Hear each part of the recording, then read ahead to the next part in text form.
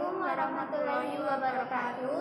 Perkenalkan, saya Nur Aulia Sofa, NIM 11 dari kelas A. Saya Kalsunada Konita Yunus, NIM 13 dari kelas A. Baiklah, di sini kami akan menjelaskan tentang apa itu PCR.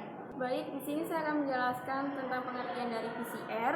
PCR merupakan polymerase chain reaction, merupakan pemeriksaan dengan menggunakan teknologi amplifikasi asam nukleat virus untuk mengetahui ada tidaknya virus atau DNA virus, untuk memperkirakan jumlah virus dalam tubuh, untuk mengetahui jenis virus, genotip atau subgenotip yang menginfeksi tubuh.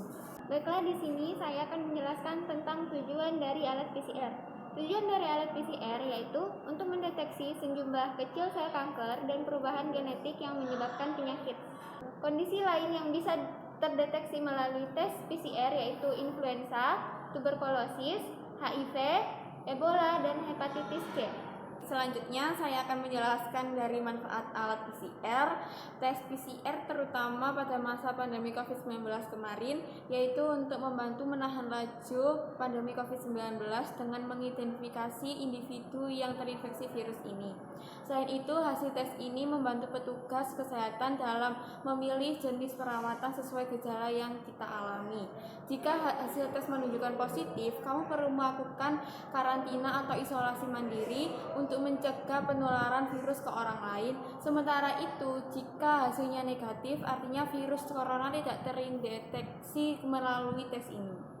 Baiklah, selanjutnya yaitu proses tahapan pada PCR. Yang pertama yaitu denaturasi. Istilah denaturasi sering juga disebut tahap peleburan atau melting. Tahapan ini berlangsung pada kisaran suhu 94 derajat hingga 96 derajat Celcius. Pada tahap ini, ikatan hidrogen DNA akan terputus dan DNA menjadi berbekas tunggal. Umumnya, tahapan ini dilakukan agak lama untuk memastikan semua berkas DNA terpisah. Pemisahan ini menyebabkan DNA tidak stabil dan siap menjadi template atau patokan bagi primer untuk menempel. Kedua, annealing. Tahap annealing atau penempelan berada setelah proses denaturasi. Primer menempel pada bagian DNA template yang komplementer urutan basanya.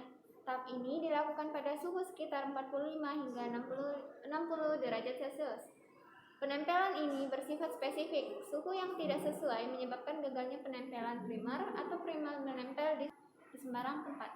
Ketiga, elongasi. Elongasi atau pemanjangan atau dikenal juga dengan istilah extension. Suhu untuk proses ini tergantung dari jenis DNA polimerase yang digunakan. Dengan tag polimerase, biasanya suhu berada di kisaran 76 derajat Celcius. Proses ini terjadi setelah tahap annealing atau penempelan. Terakhir, kami akan menjelaskan dari jenis-jenis PCR. Jenis-jenis PCR dibagi menjadi dua, PCR konvensional dan PCR real time. Apa itu PCR konvensional? PCR konvensional itu sendiri merupakan teknik PCR yang dilakukan secara kuantitatif dengan visualisasi pada akar elektroforesis. Teknik ini dapat dikerjakan menggunakan mesin PCR konvensional. Berikutnya, pengertian dari real-time PCR.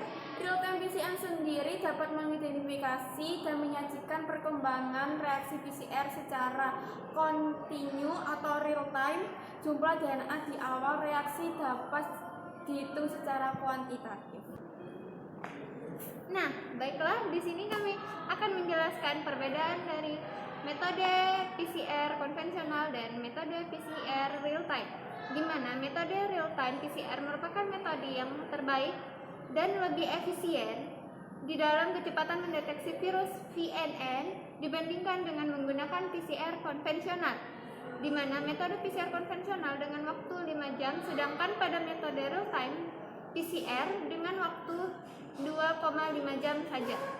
Nah, di sini saya akan menunjukkan alat fisik dari PCR. Berikut adalah alatnya. Nah, berikut adalah alat fisik dari PCR sendiri. Nah, ini adalah touch panel. Di sini adalah layar PCR untuk menunjukkan informasi yang ada di dalam PCR tersebut. Nah, berikut adalah tempat sampel yang akan dites PCR. Baiklah, sekian dari kami. Kurang dan lebihnya mohon dimaafkan. Wassalamualaikum warahmatullahi wabarakatuh. warahmatullahi wabarakatuh.